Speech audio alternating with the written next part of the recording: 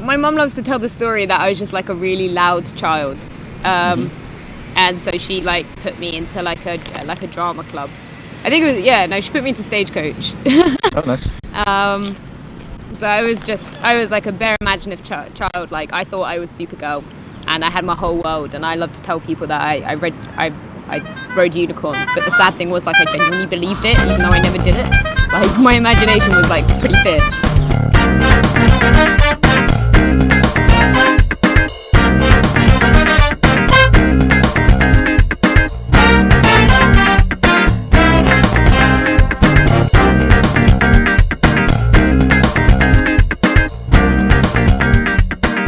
Guys, welcome back. I hope you guys enjoyed Tom Norman, the puppeteer / actor. He's more of an actor than a puppeteer, but I hope you guys enjoyed that. And if you missed that, then every other episode, or if this is your first one, welcome for the first time. We sat down in Regent's Park. Emma's gonna talk to us about some awesome stuff, but she is most importantly an actress and model and a singer and everything, and she's incredible. And I hope you enjoy this wonderful episode. Take it away, Emma. Yeah, and I did that, and I just got the bug, and I just loved it. So what age were you when you believed you were Supergirl and a unicorn? Probably like 16. 16. I still do. No, like 6, 7. 6, 7. 6, okay. 7. Like I still believed it going into year 3. So that's like. Okay. Many friends or? Oh, I had loads of friends. I was like the best when I was younger. I can imagine that'd be really cool. Yeah. Yeah. I'm friends with Supergirl, Mum. Like. Yeah. No, I just got into it. I mean, like it was. I come from Portsmouth. Mm-hmm. It's not exactly the cultural hub of the world. Woo! So I got into like my mum sings. So my mum. So I sang and got into some musicals and like some Shakespeare because that's pretty much all you can do in Portsmouth. Oh yes. Oh yes, and I kind of just like. Gradually just got to the belief that even though my mum wanted me to go to uni that I wasn't, and I was going to go to drama school. I still don't remember how I quite found out about drama schools. Probably through, I went to a theatre company called Groundlings in Portsmouth, and I did a lot of stuff there, and I was very lucky at the time because it was really good, and did a lot of shows, and I got the experience to be in them. And then I started sort of auditioning for wider, especially as I was getting older and thinking about going to drama school. So I did National Youth Music Theatre, and I auditioned and got into that, which was amazeballs. And I also auditioned for Hampshire Youth Theatre and did Great Expectations at the Nuffield, which was really good, and I got to do some work with Frantic Assembly in that. Cool. And that really, like, after that, when I did that, I know, and then I went and auditioned, and I auditioned for the East 15 physical theatre course, and I was like, actually, I really like this kind of theatre, because it was kind of like my first introduction to a straight play that wasn't really Shakespeare or Chekhov, like, or a classic, and that was like, because it was a new writing of it, which was quite interesting. And then, what happened after that? Yeah, and I got really into that, and I just started looking stuff up on the internet myself, as you do. And then I went and I auditioned at drama school. I did drama A-level. I didn't do drama GCSE because it was god awful at my school. It was so awful. I did art instead. And yeah, I got into drama school. I got picked for the CDT. I got a recall from musical theatre and CDT at Central. And I was doing the CDT course, and they were talking to us about it. And I just kind of realised that is really what I wanted to do, because I'd always been very sort of politically engaged. I come from like a hard labour, like old labour family. Like my nan was like a working single mum, and then met my like grandpop who was like an engineer, and like they're like proper old school. So I got like some pretty strong morals built in me, and I loved history, and I loved all like the humanities and like all of that, and was pretty avid about wanting to change shit in the world, because I used to be really frustrated. I remember like going to my mum and like crying about stuff that I'd seen and being like, why does this happen? I don't understand it. Why are people just shit? Why is the world shit? And tagline of the season. Like 14 years old, like being like, I don't understand. Like, and CDT, and the way they sort of like marketed at the time about making work and making work that could change stuff, and you having the power to do that through a craft that I loved, and I loved the form of, felt extremely exciting. And then and so on and so on. Cool. Went through CDT, now I'm out, a changed person, an enlightened woman. And I still think the world's shit, and I still get very frustrated. But I don't know, I suppose that's what drives me to do what I do. Cool. So what drama schools did you audition for? I auditioned for Ep12 physical theatre. Mm-hmm. I auditioned for Lambda, Central, mm-hmm. Mount View, Guildhall. I was booked in for GSA, but I got into Central, and I was like, bum that. No offense to GSA, but I just really liked Central at the time. I think that's all. Cool. I auditioned for. Yeah. So what? Why those ones?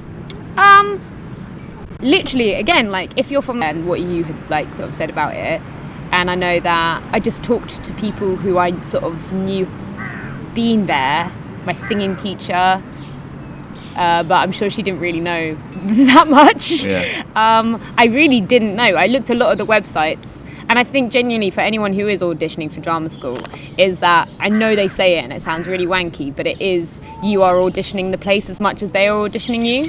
Because I went to Mount View. As soon as I was there, I didn't like it. I was in a room full of girls with like makeup on and ballet tights and like eyelashes and just like fake eyelashes, like, and I was like no makeup, trackies, and like, you know, like really basic, like which for me that's what you should go to an audition in, you know, like, and I just from that I was like no, like I just didn't quite like the vibe, and I didn't get a recall from Mount View, and it kind of makes sense. And when I went to Central, I was like, I love it here. I love the windows. I like the space. I like how they're talking. I like the fact it's like a long audition process. And I fell in love with the place when I went there, and I got a recall. So I don't know. I think there is definitely truth in auditioning those places yourself and treating it as, do I like this school? Do I like the way they're treating me? Do I like the way they're treating the audition process? Do I like the space? Because like the architecture of a place really influence, if you're going to be there for 3 years, it sounds dumb, but the architecture of a place will affect you. It will really affect you. And like I was very grateful for the windows at Central, because I love light, and because the other place I got offered on was like the physical theatre course at Ep15, and I remember going to that audition and just bare loving it. Like they really like workshopped me, and like they workshopped everyone, and like there was a real sort of like joy in it. And that's again like finding the place where you find joy, I think is so important. Like just because it's a drama school doesn't mean you should go there. Like it's about your personal joy and yourself. Were there any were there any drama schools you loved that you didn't get recalled to? I really loved Lambda, and I got recalled for the foundation course, but I couldn't afford a foundation course in my life. Do you have any idea what maybe was the difference between? Because I personally believe that like if you're not enjoying a drama, like as you just said, like Mount View, you walked in, you just weren't feeling it, and they probably felt that you didn't have a good relationship, so therefore you didn't get recall. But with Lambda, you did like it but didn't get recall, but with Central you did. Could you be able to work out what the difference was? I know this. Oh, hello. Oh my god, that's so cute. Hello. Oh, you're so Sorry, cute. a dog. Hello. Oh, bye. It's gone. In Mount View, not Mount View, Lambda. Yes. I loved Lambda. I remember doing my speeches, and the first thing they asked me after I stopped was, how old are you? And at the time I was still 17, because this was my first year straight from college doing it, and I'm a May baby, so I was still quite young. And then they went, oh, okay. And then they sort of offered me to go like to the foundation, and so I think maybe with Lambda it was age, or they could see my like inexperience, because even though I had done a lot of stuff, and I had done some National Youth Music Theatre, and by that time I'd done like a feature film, and like I'd done bits and bobs, I was still young, like, and I still am young, and I think maybe with Lambda it was that slight, inexperience or youth or like or naivety maybe I had at that time, that maybe, or like maybe she needs the foundation for them anyway. I totally respect that, but maybe I think that was it. And I think that there's a lot of places, and I think that's genuinely a good thing, because drama school is heavy and it is intense, and it not only emotionally challenges you and physically challenges you. It's your whole body and soul and mind being put on display constantly, and it's quite, I don't think people necessarily realise how much of an impact that has on you, and how strong you have to be, or how strong you have to become to get through that. Yeah. So I think it's good that they were like, and if drama schools are like that towards you, like, get some life experience, audition next year, because know yourself. On that, the dreaded words that people hear, life experience. What do you think life experience is, when people always say that cliche of life experience? Oh, it's not like go and get a gap year. Like it's not like go traveling and like find yourself. It is about finding yourself, but like in a way that's genuine. And in a way that's like, it's learning not to like want to impress people, and not wanting to, and as an actor we always kind of want to like there's an audience there. Often why we do it is because of that reaction and that visceralness you get from an audience and their reaction, and not necessarily impressing them, but you want to please them to a certain extent. Maybe not please, it's not quite the right word, but there is that kind of relationship. And I think it's about not doing that, and like learning how to not give a fuck. Like learning not how to give a fuck is like insanely important, and knowing when to and when not to, and knowing like there's like kind of like, you are always influenced by so many people in your lives. And everyone changes with the people they're with, but like at the center of it you kind of have this core, and knowing what that core is, and even if that core changes for you, I think is really important, because at the end of the day you fall asleep on your own, and you wake up on your own, and you have to deal with all the stuff in your head on your own, and all this stuff that's coming at you from like school and from the people in your class, and from all and your energy's down. You've just got to know how to like just be able to take care of yourself. Like I remember like moving here, and like just doing your own shopping and paying bills and doing that, like it is doable, but it's actually quite hard with everything else. Like learning how to earn money for yourself, I think, is incredibly important if you're coming to drama school and want to be an actor, and knowing when to say no to things and when to say yes, and all of that. It's a bit of an airy-fairy answer, but No, that's great. I think it's really important.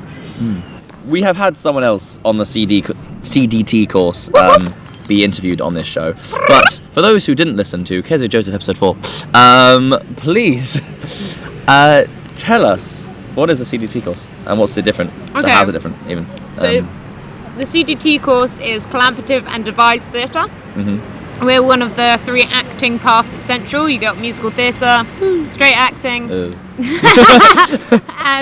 straight acting. Neither of us are on it, so so we. Yeah. Should we start again and cut that bit? No, just leave it in. No, leave it in. I have like an hilarious story about Abe, who maybe I shouldn't share this because it's not my story to tell, but I'll tell that later. Yes, CDT course, collaborative and devised theatre. One of the main acting strands on Central, and how do I describe it in a nutshell? Collaborative and devised. So we sort of do like writing, devising, a lot of ensemble work. We do the same sort of structure as the rest of the acting courses. So you still do your Shakespeare tragedy, your Shakespeare comedy, you still get classically trained, you still get all of that.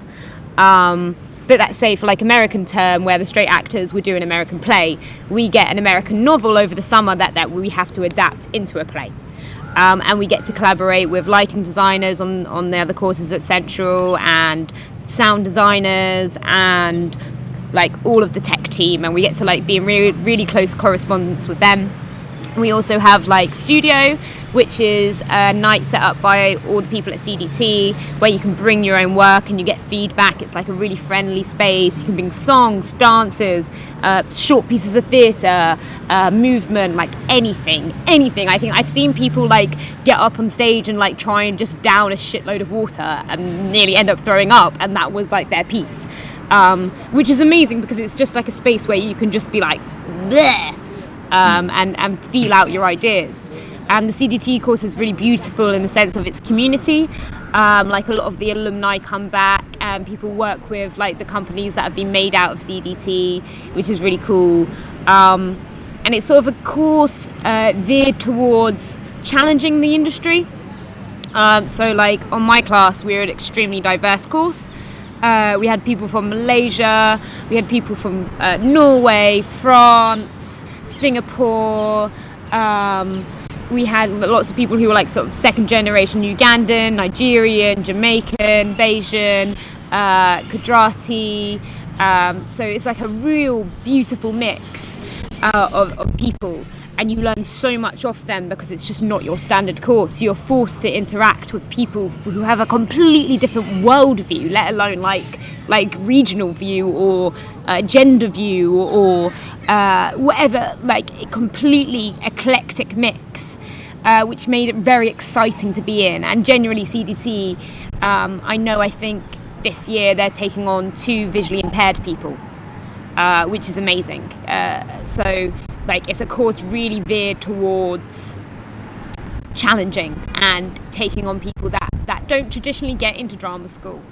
I know we went for a talk for Act for Change, and they were talking about drama school sort of percentages and what targets to meet, as sort of like, you know, if there's sort of like, I can't remember the exact figures, but if there's 15% of people who are sort of BAME, then a class should have 15% BAME.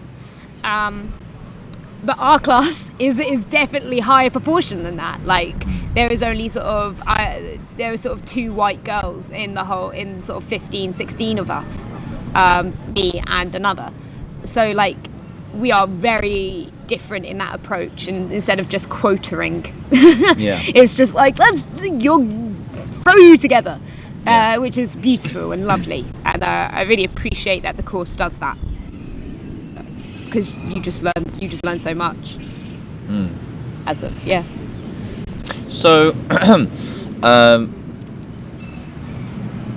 so right, when you right, okay, let me start again. Bleh.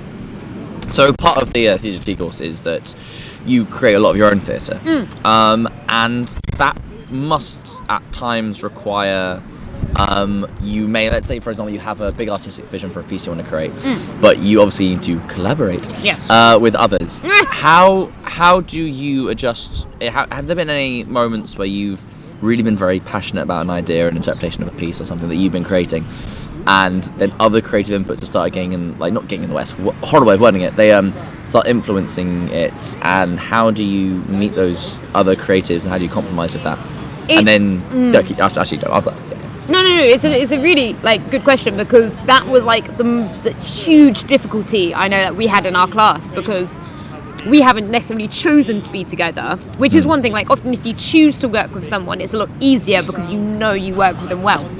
As where with this class you're forced quite quickly with people you have only known, say like 6 months at this point, like to make stuff, and that's quite intimidating.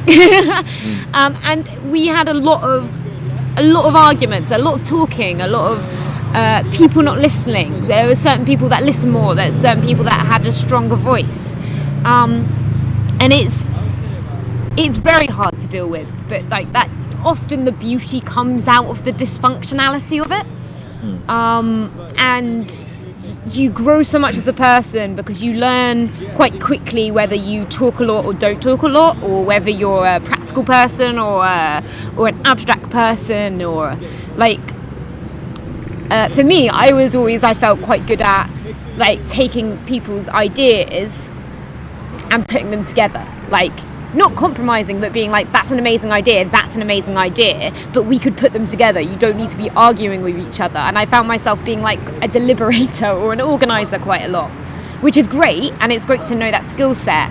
And and it's a useful skill set, but it's also about knowing what your own ideas are and being allowed to voice them yourself. And I think there's a lot of self-responsibility to be super aware of where you are within the group and being super aware of the dynamic, and being very sensitive to that is really important, because otherwise you just don't get shit done. You just don't you just end up talking, and like what you have to do is being like, that's a good idea, let's do it, like let's get it up and do it. If it doesn't work, it doesn't work, and then we'll try another idea. And you've got to be brutal, but you've got to try everything. And also, like, the best way to do it as well is just like to like fuck around and play, and actually, like, instead of talking as being like, okay, let's give ourselves some restrictions, or like let's set it somewhere, do an improv, do a game, do something that's physical and in the moment, because otherwise you just end up talking forever. And I think that is a real issue. The other way of doing it, which I think is also really useful, especially if you're looking at like setting up a company, is either allowing roles to free fall or giving people roles, if that makes sense. So like often you can like role people as like the person who's really good at dramaturgy, someone who's like gonna like do all the writing and set the script up and like dictate and write things down, or what happens in the rehearsal room. If they're really good at that and they want to do that, let them do that, and then someone who's strong at that, like take the other role, and then like designate yourself out ways to do it. So when you've spent so long creating your own pieces, and you've been in groups collaborating and devising yourselves, did you find it difficult to return to being directed in a play, like a normal play?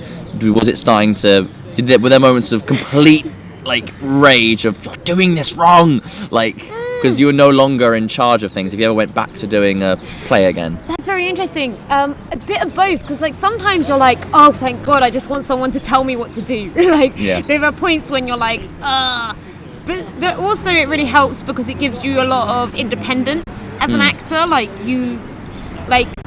if a director isn't directing you, you have more skill sets to play, like, and you understand sort of like the scope of a play, and the sort of like the image and the architecture of a play, because you've had to devise it and had to direct or had to make. It becomes a lot easier, I feel, to supply work or like to do your own work when a director is either giving you minimal stuff because you're a smaller part, or whatever the situation is, or it gives you a lot more independence and you bring a lot more stuff to the room, which is really exciting. But there is times when you can be frustrated. But I think it's always about your director and the dialogue with your director. I mean, this is a funny story. We were doing Macbeth as our tragedy, and I was Banquo, and obviously I'm a Banquo is a man, and I'm a woman, and I sort of played it as a sort of a woman, warrior woman. And there's a part where Banquo, like they all come out after Duncan has been murdered, and there's a line, and it's basically Banquo comes up after they're all like sort of arguing, and Macbeth's like, oh woe is me, oh no, Duncan's dead, and Banquo's like, yo guys, look, it's the early morning, we've all come out here and we're not wearing very much, go put your clothes on and let's come back and talk about it in the hall. It's basically what in Shakespeare words he's saying.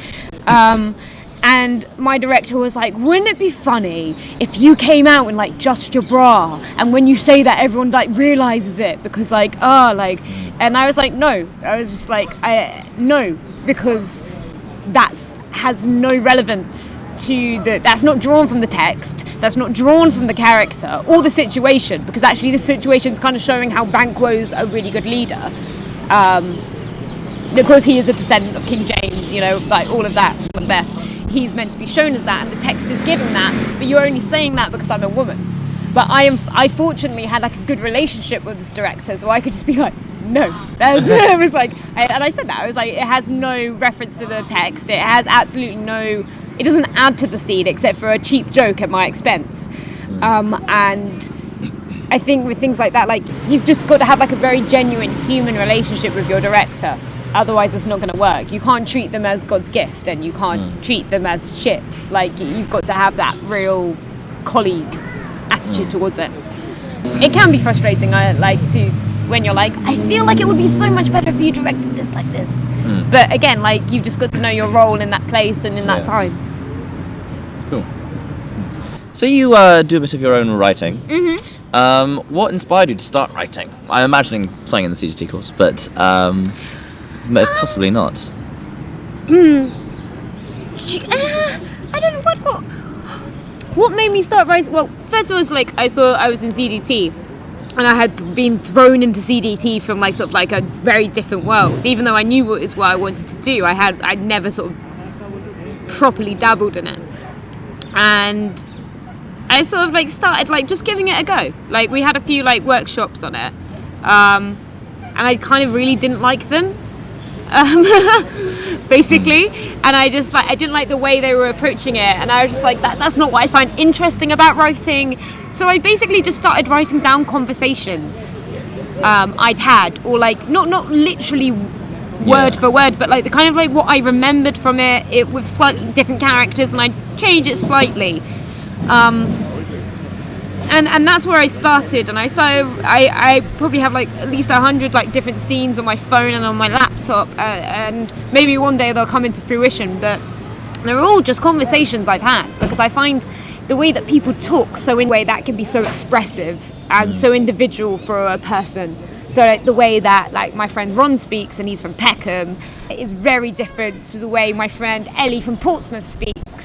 Is very different from the way that my sister's friends speak. My sister's like a lawyer and has like a very rich sort of like grouping of friends that she's sort of come into contact with, and like I find language and expression of that so interesting, because it can never really say what you want to say. And I think that's where like writing really started for me. I love seeing how power between genders plays out in real life, and how subtle it is. And I feel like I don't know why, but for me, I can totally see it. I could see the how there it is, even when it's like not intentionally there. It's not like maliciously there, but it's there. And this play kind of comes out of that, and it also comes out of, I think, like, as a woman I got to the point and I was like, I don't want to be, I want to fuck, I don't want to be fucked anymore. And that's like basically the way I can brutally put it. I know it sounds really base, but it is literally that. And it's like to take the role of being in charge and actually take that role, and not take it in like a sexualized way or to go with the ways that like society deems acceptable. Like, to actually do it and do what I want to do is extremely difficult. And I that's where kind of this play that's going at the minute is from. And I'm kind of using like Lilith, which is, if you don't know, Lilith is sort of a biblical mythological character, and she came from sort of Semitic Canaanite religions before Judaism as a figure.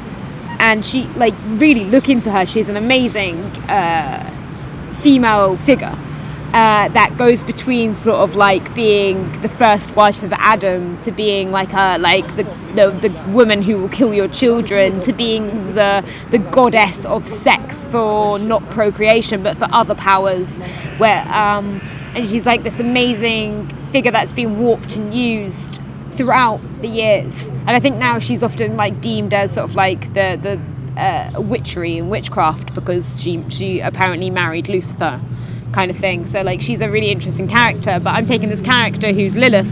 She doesn't know she's Lilith. She's like, I think she's probably about 15, and her experience of going through being fucked and using that then and then reversing that, and her frustration with her sexuality, but her way is quite dark, but hopefully you'll see that soon. Yeah. So we were chatting beforehand a little bit, and we were saying how you have yet to get a job through your agent. However, you have definitely worked since. What advice do you give to people? Because as an example of like, some people, I remember when we were leaving drama school, there was this mindset of being so scared about not getting an agent and how important it was to get an agent. Yeah. And then this guy told us, like, well, do you want to act or do you want to be signed? What's the do you want What's to the difference? like, Yeah. Like, and so, and everyone's like, oh, I see what you're saying there, but like, realistically speaking, You need to be signed to get a job. yeah, people believe, like, and actually, yeah, being signed helps a lot. But I'm in the same boat. I've worked a decent amount, but not necessarily through an agency. Yeah. What would you say has been? Yeah, how have you gone about to getting a lot of the work you've been getting? Obviously, every example will be different, but Yeah. do you think there's an overlying theme that goes through it? Or? I mean, for me, I'm just like, sorry guys, I'm a determined cunt. Is one way of putting it. So like, That's our first C-bomb. I think. yeah, I'm not sure. that's first C-bomb. I hope it's me. I hope you're our first C-bomb. I really hope so. We'll have like confetti sounds, fireworks appearing on the screen. Like yeah. But so like I graduated, and I just started emailing and started doing stuff and just trying, and like anything that came my way I would get and I would say yes to. I would like work my life around the things I wanted to do, make sure I got rent in, but like I always treat sort of relationships with actors and directors and other people as like they're human, and I want to have a good impression with them. I will never like fuck people over. I think it's very important not to. And so straight like a month I think it was out of drama school, someone who was a stage director who had worked on one of our shows, but obviously like a lot of actors I think don't appreciate the tech team enough. And they literally make your show. They light your fucking face, so fucking appreciate them. Like, go for drinks with them, talk to them, like don't click, like be a clique, the actors and the clique, the tech group. You are one. You are both making this production as amazing as it is. Don't feel like they're different from you or less than you, or like you go for a drink with the whole team and the actors are all on one table and the tech team are all on the other. Like, I'm always someone that will go and talk to the tech team and like make friends and like be like they're interested in what they want to do and why they're in the tech business, instead of like, because you get a lot of ex-actors in the tech business. Like, why did they change? Like, what do they see and why are they here and what do they love? And their knowledge of the show is like completely amazing. Like, you just don't know. Like, they can give you a lot of inside gossip, which is very useful as well. And I did that. And then basically off that, one of our stage directors who owns a theatre company was like, oh, Emma, come do, like, would you come do some movement direction for us? Which was amazing. And I ended up doing that, which was Rat at the Box at Courtyard Theatre. And that was amazing. And that had come out of recommendation rather than just I don't know, like auditioning or emailing, or they put it out on a call or something. Like, it come from, often as it does in the industry, from knowing people. And I think that's like insanely important, is like appreciating everyone around you and seeing everyone as human and seeing everyone as that, and out of that you will get work, because if you are good to work with, people will recommend you. People will want to work with you. People will ask to work with you if you're good and you are a good person. Like, because you can be as amazing as you want, but if you don't give a shit about people and you don't care about their lives and what they're going through, and you don't appreciate the whole sum of it, and you don't treat people as human, or you only stick to yourself or stick to your clique, then I think that's extremely dangerous. And it's very important to make those connections, and I'm very lucky that the stuff I have got has been out of that. What is, out of curiosity, because you do so much stuff, but what's your favourite type of work and why? Ooh. I don't know. I mean, like, for me, like, theatre has always been the heart of it, because I absolutely adore the sensitivity you can gain as an actor with the audience and the difference of each night, and like, and I kind of hate what theatre becomes, which is like a load of white old people in a theatre not talking to each other. And what I think theatre could so be is it's a massive place for discussion. and a massive like hub of philosophy, or a hub of like analytical human nature, or like whatever the play is trying to say.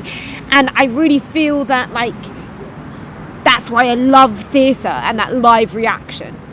And the potential of that is so amazing for me.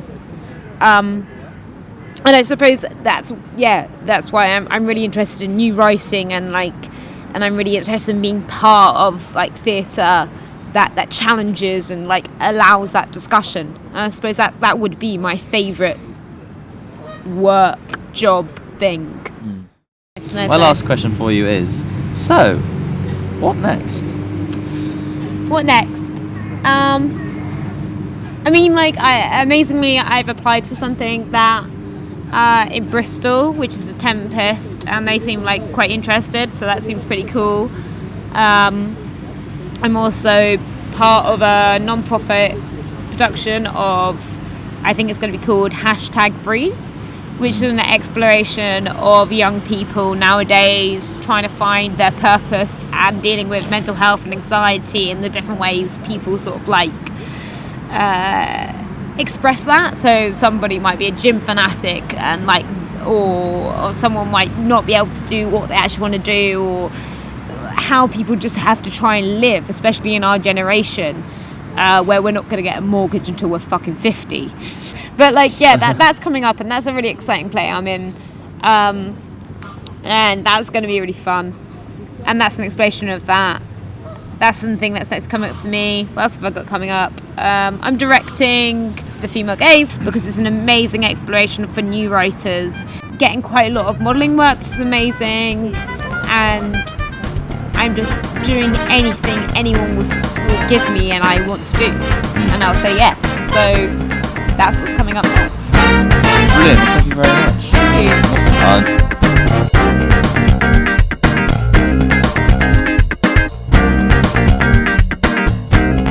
As usual, everyone, make sure you check out the links to Emma's details below if you liked what she had to say. Don't forget to like, favorite, and subscribe, and remember to tune in for the next episode of So, What's Next?